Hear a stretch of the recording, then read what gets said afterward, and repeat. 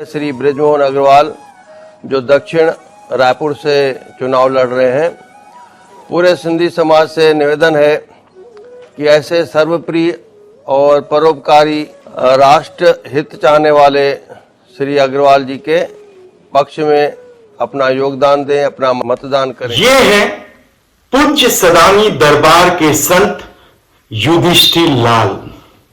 इन्होंने किस तरीके से अपने एक बयान से या अपने निजी स्वार्थ से या राजनीतिक महत्वाकांक्षा से किस तरीके से पूरे समाज पर संकट खड़ा कर दिया है, यह हम आपको विस्तार से बताएं। इससे पहले प्लीज कहीं मत जाइएगा, हमारे चैनल को सब्सक्राइब कर दीजिए और बेल आइकन का बटन दबा दीजिए।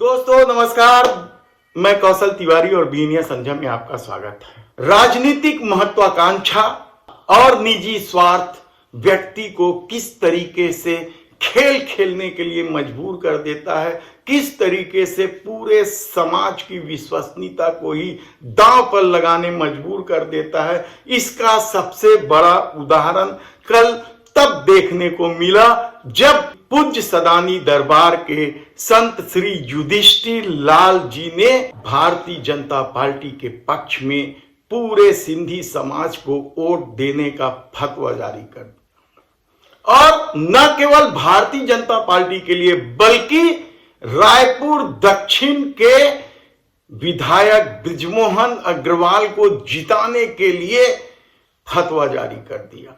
रायपुर दक्षिण यानी बृजमोहन अग्रवाल का गढ़।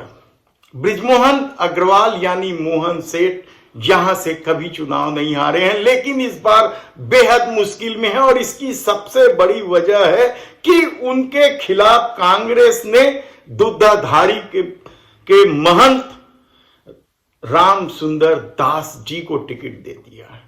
और जब से राम सुंदर दास चुनावी समर में उतरे हैं, मोहन सेठ की नींद उड़ गई है। तिजोरी खोल देने की भी चर्चा है और चौतरफा फंसने की वजह से उनके व्यवहार किस तरीके से बदल गए हैं, वे बौखलाकर किस तरीके से आम लोगों से गाली गलौज कर रहे हैं, इसका भी वीडियो लगातार वायरल होने लगा है। ऐसी परिस्थिति में क्या मोहन सेठ अब सदानी दरबार में शरण ले, और उनके शरण लेते ही भारतीय जनता पार्टी का टिकट मांगने वाले संत श्री युधिष्ठिर लाल ने फतवा जारी कर दिया है। छत्तीसगढ़ में सिंधी समाज समरसता के लिए जाना जाता है, सब वर्गों से मिलकर वह रहते हैं। कांग्रेस में भी उनकी दखल है तो भारतीय जनता पार्टी में भी उनकी दखल है। और इस बार दोनों ही राजनीतिक दलों ने जब टिकट नहीं दी तो सिंधी समाज ने अपना गुस्सा दिखाया और रायपुर उत्तर से प्रत्याशी खड़ा करने की घोषणा कर दी। लेकिन दूसरी तरफ रायपुर उत्तर से टिकट मांग रहे थे पूज्य श्री सदानी दरबार के संत युधिष्ठिर लाल, और उन्हें भी भारतीय जनता पार्टी ने टिकट नहीं दी। वे भारतीय जनता पार्टी से टिकट मांग रहे थे। और ऐसी परिस्थिति में जब समूचा समाज भाजपा और कांग्रेस के खिलाफ है, तब दूसरी तरफ संत युधिष्ठिर लाल का बृजमोहन अग्रवाल यानी मोहन सेठ के लिए फतवा जारी करना क्या ब्राह्मण समाज के खिलाफ फतवा जारी करना है? क्योंकि उत्तर में भी भारतीय जनता पार्टी ने भी ब्राह्मण प्रत्याशी उतारे हैं, पुरंदर मिश्रा, और कहा जा रहा है कि अजीत कुकरेजा के लिए भी युधिष्ठिर लाल ने फतवा जारी किया। दक्षिण में भी कांग्रेस ने ब्राह्मण प्रत्याशी उतारे हैं, यानी दोनों जगह ब्राह्मण प्रत्याशी के खिलाफ सिंधी समाज को वोट देने का जो अपील संत युधिष्ठिर लाल कर रहे हैं, क्या यह किसी संत को शोभा देता है? और वह तब जब समूचा समाज भाजपा और कांग्रेस के रवैये को लेकर नाराज हो।